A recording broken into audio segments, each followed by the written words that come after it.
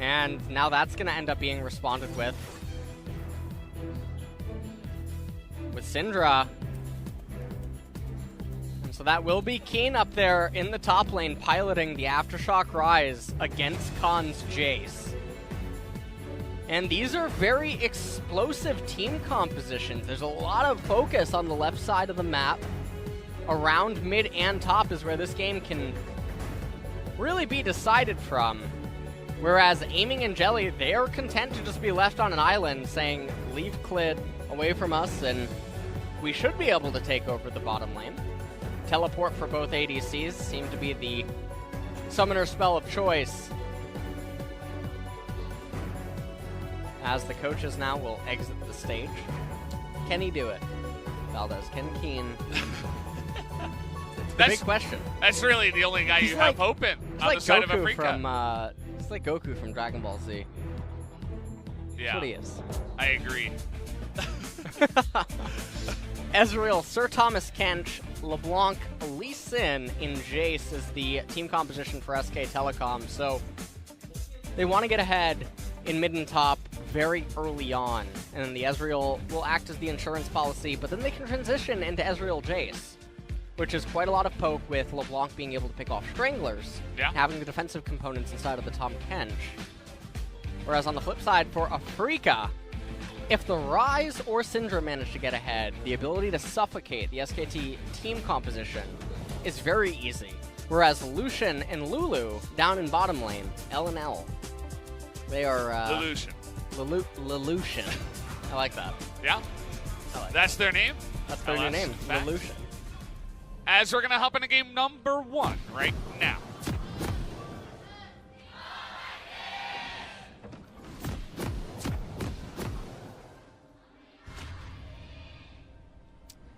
The Afreeca chance, a little bit less overwhelming. As we're going to point out, not the Aftershock, in fact, Keen. He's not going to sit back and try to just, survive against Khan. He wants to do the dirty damage. Comet. I love it. Yeah. Comet on Rise. Here against Khan's Jace, running Airy. And in the mid lane, Airy, summoner spell of choice for the Syndra. Also with the Ignite. And we take a look at the runes. So Rise definitely wanting to get very aggressive. Taking Scorch. Both players are actually taking Scorch. Taste of Blood, too. You see a Ravenous Hunter here on Keen, whereas it's Ghost Poro for Khan. Khan can drop the Poro in the side brush and then ward the tri-brush so that he's even safer to put on that damage. So it is actually pretty common in the top lane that you do take that rune. The weird thing is that the Lulu has bone plating, which just strikes me as so bizarre against a poke comp, because poke comps don't care about bone plating, engage comps do. Not really entirely sure. It was a misclick, LS. Well, the Scorch on both top laners is also interesting as well. Yeah. If anyone ever goes into a 1v1 or even in your games, just check the damage that Scorch ends up dealing on your first recall, but then also at the end of the game. You'll never take it again. You'll never take it again. That'll be the end. The first and last time. It can definitely be underwhelming at times. Oh. Okay. Doesn't have the chains yet. Clid's gonna end up having to reveal himself here.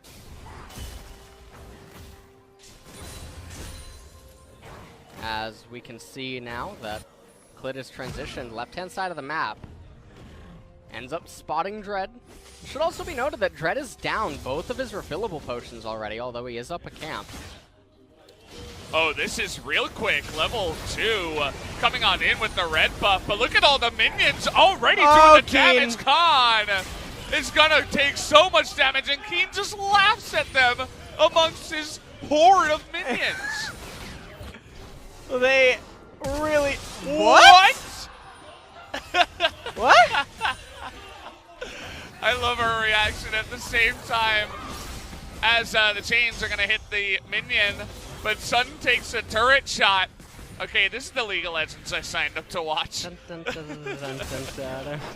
He's gonna. Here we go. Okay, over the wall. Keen does have flash, but he knows he's dead. That was a risky place to go for the recall, especially because the ward was just there. He just used it to get over the wall.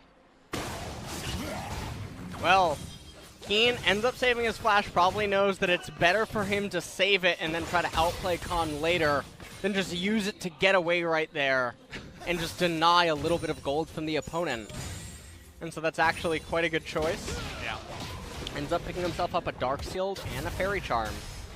Aiming and Jelly are trying to get some stuff done here down in the bottom. They're actually down CS. We take a look at this. Clid comes over, and you can just see there's way too many minions. Khan tries going in, actually lands the Shock Blast, which was very well done. But Clid, minion blocked for years, unable to throw his Q. Here we go again. Q lands on a Keen.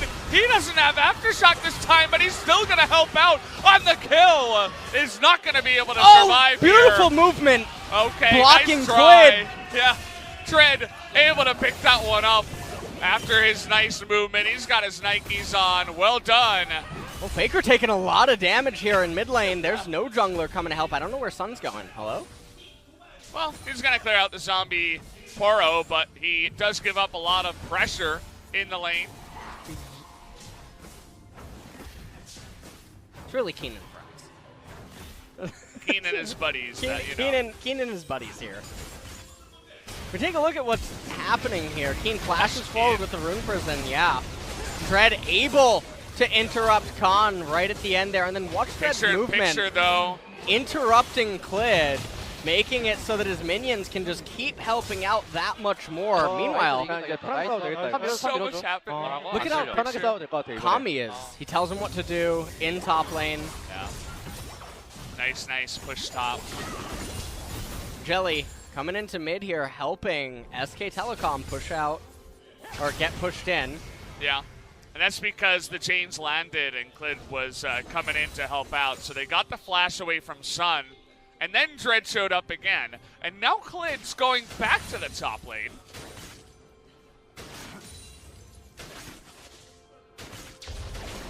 No freeze. Gonna be present for SKT. Clid really trying to force the agenda here up in top lane. Yeah, you know, I mean, they want to shut down the best player. It's like Camp Faker of old, except it's Camp Keen now. And Dread now coming in here. We'll see if they look for a dive. I don't think so. He goes over the wall, channels his recall. Both junglers just backing in the top lane, just in case anything's going to happen. You can see how respectful Khan is being. Yeah. Keen probably just going to crash that wave and then back, I am assuming. Meanwhile, down on the bottom half, Teddy and Mata doing Teddy and Mata things. They are ahead in the CS department. Still no tier on the Ezreal. We'll have to see if he actually just elects into Trinity Force, which wouldn't be that bad of an option, given that Afreeca, for the most part, don't have many champions that are going to be slowed down or influenced heavily by an Iceborne Gauntlet. We'll see.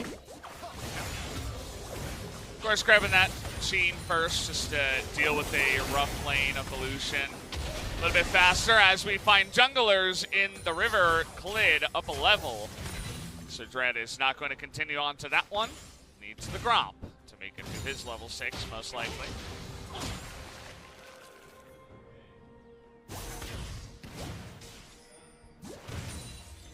And yeah, a little bit of a wall stay down here in bottom. Yeah, what do you think about the Syndra build here from Sun? Doesn't go Corrupting Pot, goes into Doran's and 2 health pots, and then doesn't pick up any Dark Seals, goes for a second Doran's ring. There's a lot of builds that pro players do around the world that I really don't know, to be honest, if everyone... And I'm being completely sincere here, if everyone knows why they do the builds that they do. A lot of times we'll actually see players like the Dark Seal meta that ended up popping up. You just saw a lot of people starting to build Dark Seals even in spots where they didn't gain anything from Dark Seal sacking. And now here we have double Doran's ring, so You get the stats from the Dorons, which should then be used to convert it into lane dominance against the LeBlanc, but then that wasn't the way that Sun conducted himself inside of the lane. And so you have to wonder, well, why is that going to end up being the itemization of choice? Yeah, it does raise some questions. By the way, Dread was level 5 for after Gromp and Wolves, so he was actually very far behind on XP from Klid. Now he's on a ward. Klid is just waiting here. And Dread, oh boy. He doesn't know Where about are you going, this. buddy? He's like, oh yeah, you know, I'll just come in here and steal the blue. He is going to see Klid now, though, on that control ward, so they give it away. As Khan also leaves the lane, so Dread can safely just back away and be okay with that. Okay, nice trade up in the top side. Keen taking an unbelievable amount of damage, but trades it back with the shield. Khan's out of mana now, so not that bad in the end. Well, top laners do have teleport available. Keen electing to not shove the wave prior to recalling. Just ends up wanting to have a resetting wave. Sun now up a little bit in the CS department against Faker here. Gonna have his recall canceled by Faker's movement onto the right-hand side, but so far at 10 minutes, we had a lot of action in the first couple of minutes, but after that, nothing too exciting unfolding.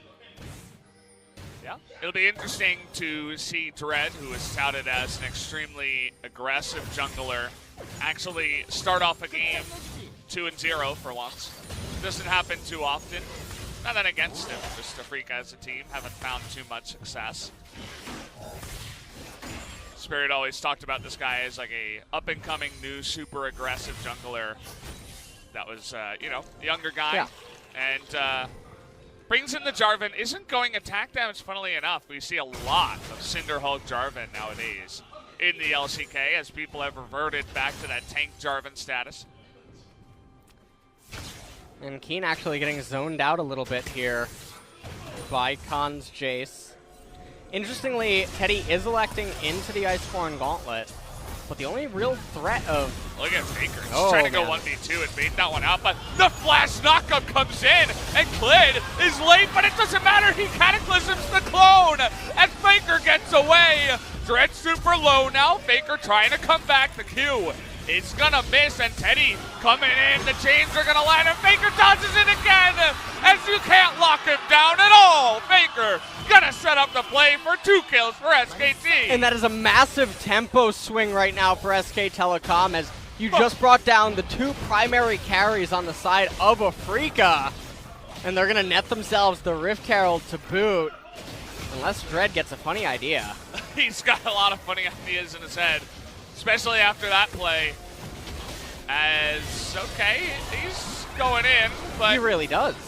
Here we go, TP onto the flag. Culling comes out, but SKT are totally disengaged, so TP and nothing happens as the Rift Herald goes the way of SKT. And the way that you can look at it as Afreeca, though, is that Keen was going to have to teleport into top lane anyway, so it's not like he's TPing too far off the mark. True. From where he would be going anyway. I just want to see this Faker replay. This was insane. Syndra's balls are freaking out right now. That is, she has already gone beyond the event horizon. And this is what's so surprising right here, is that Faker was marked by the Ignite on the right-hand side, but Dread not able to tell which one was the real one. Faker goes right back in with the chains. Keen ends up being brought down. Yeah. Look at Rise, look at Rise. No flash, no flash. Okay. Nice hug. Line push. Yeah. Mata always on the, you know, the strategy right after the play. Doesn't get too excited. As Keen wins another trade in the top lane. We've come to expect this by now. Dread, though, trying to get frisky here. Does have that red smite. And Khan's like, hey, man, get out of my lane. But this could end up meaning another play does go the way here of Keen and friends. Up in the top side, Faker nearby, but Sun also on the move, so he's not going to overcommit. 30 seconds remaining on the plates. Yeah, doesn't look like he'll have enough time to put it down and get some plates. It's kind of unfortunate. Faker once again in the top lane here. Flash available for Keen. Chains are going to go wide, but the flash in from Khan. Do they have the damage? Yes, they do. The Mimic Chains make it happen as Faker gets another roam and another kill for his team. And the Rift Herald's being summoned, but it's just a little bit too late. Plates have fallen. So Shelly, not going to have the best of time against this bottom tier 1 turret. Will still probably end up capturing it, though. As, never mind, Clid, Mata, and Teddy don't seem intent on forcing the issue. Sun and Dread were in close proximity. So this does mean that all the turrets are still remaining. We are still in the laning phase. Yeah, everything's still up and available, but certainly does feel like SKT have got the better of this early game. Ocean Drake in the continuing laning phase also. Multiple outplays so far by Faker to make this early game just remind you of days of old, in a way. As he's doing it with the help of his friends, of course, but really some nice mechanics overall. That's not going to get stolen, as Dread just going to smite it down with this second smite. And Keen going to try to eat the Golem camp, but he has really been put in the grave right here. You can see that Khan is about 10.5, 10.6 now in levels. Oh, wow. Stealing a bunch of gold. He stole XP. everything. Yeah. He's up about 500, but the difference is palpable. This early game rise, Keen now 0-4. All of a sudden, it feels. First turret goes down to Teddy. And a 2K gold lead here for SK Telecom at 15 minutes. Yumu's Ghostblade was the first item of choice for Khan. We'll have to see if he just continues on into the pure lethality, or if he ends up picking up a Black Cleaver second, as there is quite a bit of physical damage on his team that he could help amplify the damage for. And you can see already double Ninja Tabi in top and jungle here for Afreeca. They know what they're going up against. Oh. True Shot Barrage comes out, doesn't end up doing all that much. Dread clears a ward. Blue buff was picked up by Teddy. Oh, okay. That's why he was ulting. Yeah. So, although it looked confusing at first, they just wanted to hand that off to Teddy as Faker nowhere nearby, and Clid will not have his time wasted. It's probably a good idea anyway. Faker down here in bottom lane to meet and catch the wave. Let's see if he missed both at the end there. I think he would have gotten the cannon. So it might have been close here as Dread, taking out a ward, is going to be pushed away. He's the guy on his team that's actually fed, but after that early game, hasn't really been able to find much. Oh, actually ends up chunking. Aiming as well. I mean, aiming will definitely be able to heal that back up. Blade of the Ruin King. So it's not the end of the world for him. Almost a 3,000 gold lead here, though, for SKT. As the rainy days continue in the Dragon department. We've had one Infernal? And we've had one Infernal. One Mountain. Yep. And that's it. That's all you get. As Faker doing his thing, just poking. You mentioned stragglers. And as this team gets ahead, the lethality that Jace is packing alongside of Ezreal and the LeBlanc is going to get really annoying for the side of Afreeca. Can they even survive against that? Archangel's now completed 14 on that rise. He's still going to be ways away from completing the Seraphs, but Afreeca's team composition, they're going to be wanting to fight. And okay, Teddy's getting a lot of value with these True Shot Barrages. It's like he planned it all along. He's like, yeah, I wasn't going for the Lulu. What did he think? Of course I was going for Keen. He's the carry. As, speaking of which, Sun thinks he can just get this blue buff for free. He has to flash away, and he still doesn't even get the blue. And he still doesn't even get it, Yeah. Quite unfortunate, as now Afreeca, with an engaged composition, but on the back foot, are going to have to deal with the barrage that can come out of Ezreal Jace. It's going to be like a hail of arrows. You ever tried to dodge a hail of arrows? Oh, yeah, all the time. Yeah? Yeah. You have experience? It's pretty common here. Yeah. All right, just making sure. Yeah. Well, Korea is #1 in archery, after all. There you go. So. That's the reason. A lot of people practicing. As it's 80 carry on 80 carry action here. Here comes the ult. Wild Growth has to be using Jelly. Almost dies. He's getting on everything. The backside. We know who's going to win that fight. It is going to obviously go the way of Teddy. That is one angry teddy bear. As aiming and Jelly also being forced to recall prematurely. And forcing Keen now to come to the bottom, or to the middle of the map to pick up the wave. Yeah. We don't see as much Ezreal as we did earlier on in the patches in spring. But games like this remind you, okay, that was an interesting flash. Yeah. But it just reminds you of why Ezreal was so highly picked and so prized, and oftentimes picked in the first rotation very often, and just does insane poke damage. And if you're as good as Teddy, you're going to have some insane damage numbers by the end of the game.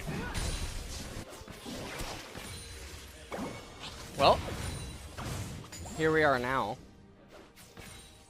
As Aiming and Jelly are looking to try to hold the middle of the map, as Faker is just chipping away at that top tier 1 turret. Sun and Dread are almost there, though. You see that bone plating that she had there? Yeah. Chain's going to land as just a defensive, almost desperate ultimate comes out of Sun to discourage Faker from going any farther, as everything's beginning to fall now. The health of Sun, the turrets on the map, mid lane goes down, top still being pushed after Faker wins that fight, and he'll be able to take this out as well. Gonna be another turret going over the way of SK Telecom, as the gold advantage is about 4,000 here at 21 minutes. X-Drinker completed for Lee Sin as the second item of choice. Doesn't want to get locked up by the Syndra or the Ryze. Yeah, definitely a good idea. He's going to be packing a lot of MR. We've seen a bunch of the other teams kind of neglect some of the resistances. Yeah. I feel like there have been a lot of times where you're casting and you're like, yeah, nobody on their team has any resistances. Take a look at SKT. I mean, there's triple Mercs as well as double X-Drinker up in the top side. And this would be really good if the Lucian was really fed and he could deal a lot of damage, as there's no armor really present on anyone except for Ezreal. And it's just going to be so difficult for Afreeca to deal damage, especially because Jarvan is tank, which means that a lot of his damage is just going to come from the Cinder Hulk. And it does look like he's itemizing into Black Cleaver, but really you're just going to be amplifying the damage for you and Lucian, but it's going to come online so late. So SK Telecom, they look like they have all the tools to close out this game pretty easily. We'll see if they can get there. Faker is level 14, by the way. I'm just going to point that out really quick. Only a 2-level gap in the mid lane. And if people underestimate, I feel like that's one of the most underestimated advantages that can be present in LoL. Usually, base levels can equate to almost a ruby crystal of value. But, well, we have the insane poke that's coming out. Even Lee Sin's getting in the fun here as Faker popping over the wall. And you mentioned this kind of mid-game poke composition that this turns into. Well, they're not messing around because Khan and Teddy alone do so much. But then once you enter in Faker and Clit, it just becomes even more oppressive. And at the highest end of play, I feel like it's also a lot easier to pilot the poke comp than it is to pilot the engage composition. because of how slippery and flexible the poke comps tend to be. It's a lot more forgiving to mess up your positioning and then just get right back to shooting all the skill shots off and hitting something eventually, yeah, and chipping away before the opponent's just forced to concede their ground. And so now, Afreeca, they almost find themselves down 5,000 gold here at 23 minutes. It's going to be another blue buff going away. I think this one's going to be given to Teddy. Yeah, and why not? I mean, the guy's just carrying by himself as Faker getting his damage down. That's one is going to miss onto Dread. He's pretty tanky. Don't think it would have killed him, but it just opens the door for more and more poke that just never seems to end. Summoner's Rift hates us, Valdez. Yeah. Cloud Drake. I mean, you know, it's the name of the game here today. As well. You can't dodge it. It's Teddy and Khan. They don't seem to miss. And this will be bottom future turret potentially going down on the next wave. Faker very close to hitting 15. Yeah. Probably just gonna steal away the Golem camp. Yep. He distorts onto it. I guess the only thing that would be even more impressive is a Zoe. But, I mean, LeBlanc's pretty good as well. But I feel like when you're talking about, you know, the Holy Trinity. Yeah, there's right? very few times I've actually gotten to see Zoe, Jace, and Ezreal all share a team. Yeah. And it's quite a sight to behold. I mean, Zoe was banned by SKT. They wanted to potentially stop the LeBlanc versus Zoe, I would say, in the mid lane. There's only one period of League of Legends history, I think, that really excites me more, and that was when Comet, I think, first came out, and Jhin and Xerath were so popular. Oh, yeah. Along with Azir. That was a poke. That was a poke to behold. Fun days. Oh, those were some very exciting times. Jhin Xerath at 18 minutes. Yeah.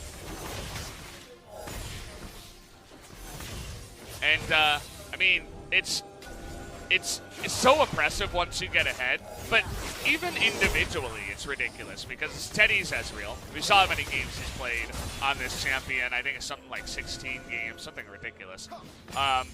And of course Khan's Jace. I mean, that's part of the reason why he got so famous, right? And even Faker's LeBlanc, right? You gave so many of these individually, you know, skilled champions for those individual players. Doesn't really surprise me that they're having this much trouble. Yep. SK Telecom now ramping up the middle lane. Mountain Drake is going to be the next dragon spawning finally. 4 minutes away from it though. SKT, they seem very content to... Okay. That's a minigame. It's a machine gun. And he doesn't back because he has Tom Kench. Look at aiming. He's like, please fight me. But he won't. He won't fight him. As Dread gets so low, he's not even playing the game of League of Legends right now. He's playing dodgeball. Tom's a wonderful support. Mana's done a lot in this game. Let's take a look at his stat line. Of course he has. Oh, he has redemption though. That's good. Yeah. God forbid you get on the Ezreal. All right. Look at the items too that Teddy's picked up. Quellfield's Warhammer. Just to get that extra little bit of CDR. Yeah, and Blade of the Rune King, like, the machine never ending. Mata taking a quick drink from his water bottle. He knows that he has to have his devour ready. He has to have a lot of, you know, hydration in the mouth for whenever he needs to pick up Teddy. I wonder how Keen feels after this game. I mean, he did go 0-4, but he tried to set up so many things, and he still has the most damage on his team. It's, you know, kind of a sad state of affairs for him. He's trying desperately. And sure, if they can ever force a fight, he would do a lot of damage, but I don't know if that's ever going to happen. At this point now, though. Oh. Okay, this is one way to try to start a fight, as they're going to get on top of Tom Kent here. Mata going to be forced to flash, but they just suspended so much to get on. Oh, the double flash! They want Teddy so much, but they can't get him because the kick comes in, and Faker comes from behind. Look at that burst damage, but Faker now got to be careful. He's going to be able to get away. Keen in not the best spot, but nice scatter the weak there from Sun to help out against Khan. The poking begins again, but they're trying to stop it here. They want to get somebody. Teddy! Finally can get the Tom Kents. The ult comes in, but a stopwatch. And look at Teddy. He was never in danger the entire fight. If you thought he was, you were wrong. As now he's looking for more. And he's not going to be able to get it, but can he actually get Dread here? 1Q, Iceborne Gauntlet, one time. It's not going to happen, but Teddy picks up a double kill. And to believe that was his first 2 kills in the game. Yeah. Wow. He has quite a bounty on him, as do some of the SK Telecom members. Take another look, and this was honestly a very good start to the fight. Realm Warp into the Rune Prison on the Tom Kench. Redemption came out, everyone backed up, and then very quick and decisive.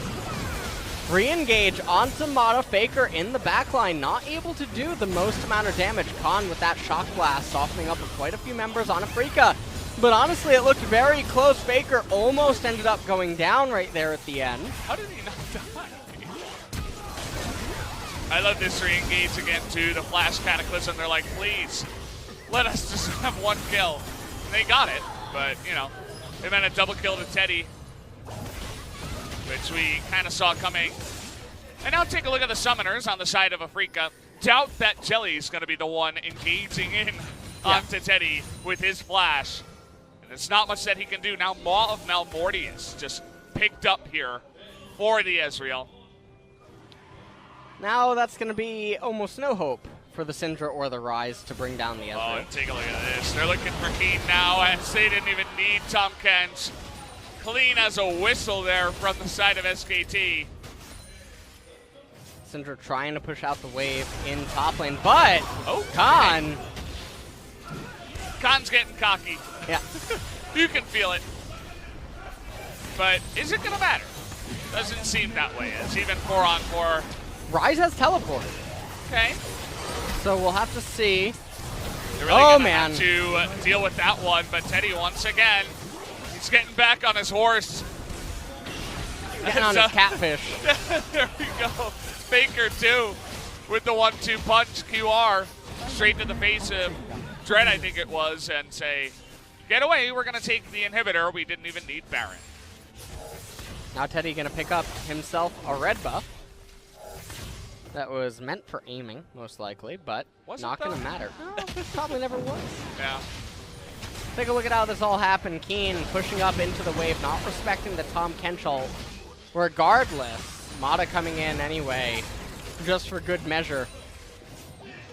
And then Khan trying to just quickly run into mid lane, probably not expecting all the members of Afreeca to just be camping there.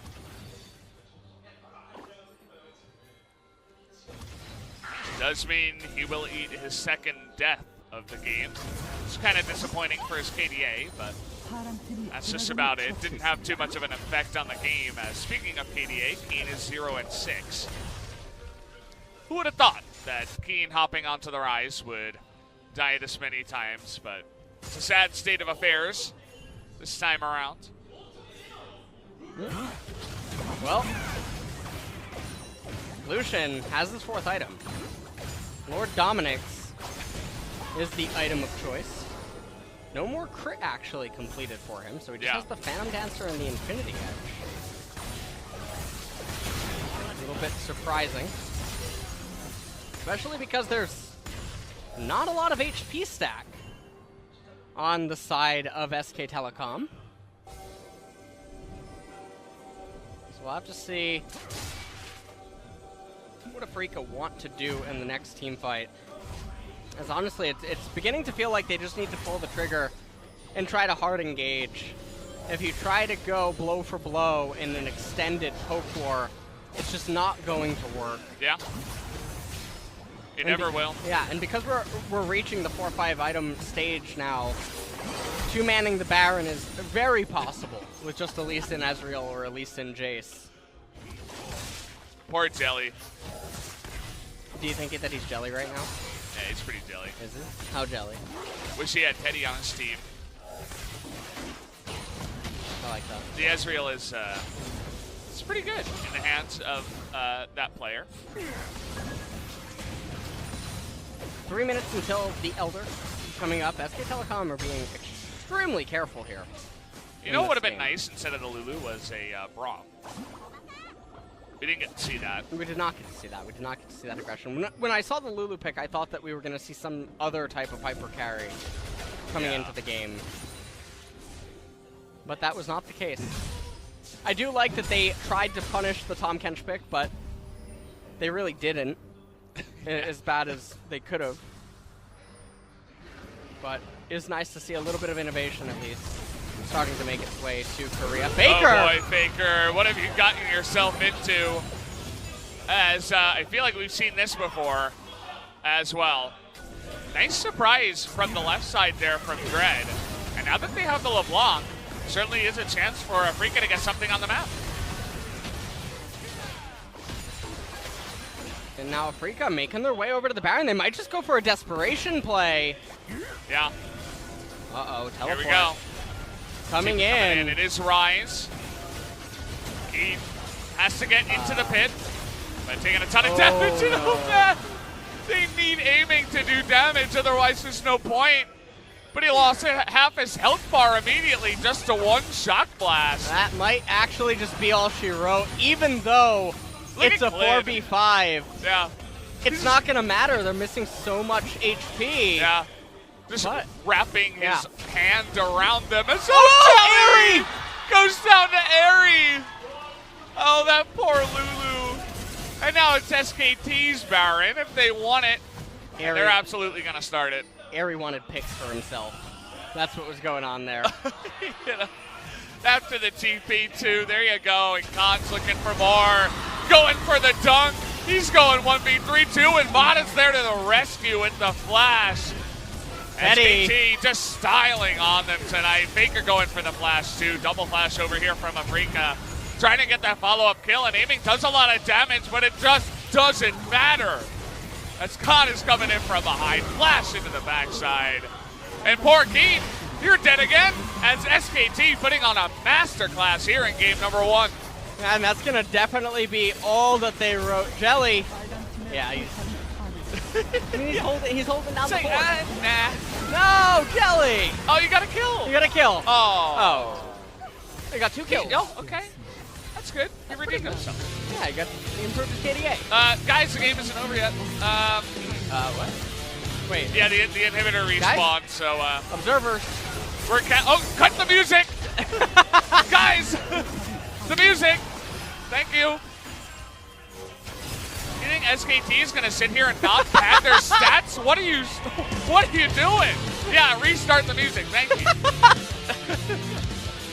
That was actually pretty good. You know, that felt like a WWE moment. Yeah. It really did. Oh. Oh, man. What do you think I'm aiming, He's aiming for here? Oh, you're totally jelly of where I'm going with this. 32,000 damage. That's more than double dilution. And a lot of damage. Overall, those are the Ezreal numbers we like. We love, actually, in the LCK. I really do think that Ezreal gets the MVP. I think the only other candidate for it, I guess it could be Clint. Because he did get the early game stuff going. He did put Keen basically into the grave early on. Although Faker did help out a little bit with that, but... It's a sad camera shot, but I'm glad our production knows exactly where to look on the side of Afreeca. Yeah, well, it's only him, basically, as doesn't really feel like anyone else was really able to stand up to the side of SKT, and SKT knew that as well. Yeah. As you're highlighting, they put Keen in the grave, and they put game 1 in their pocket, and looked unbelievable doing it. I think that Ezreal should be banned for game 2. That's what I would recommend to Afreeca, just a little piece of advice going into the next one. We'll join you guys after a quick commercial break. We'll be right back.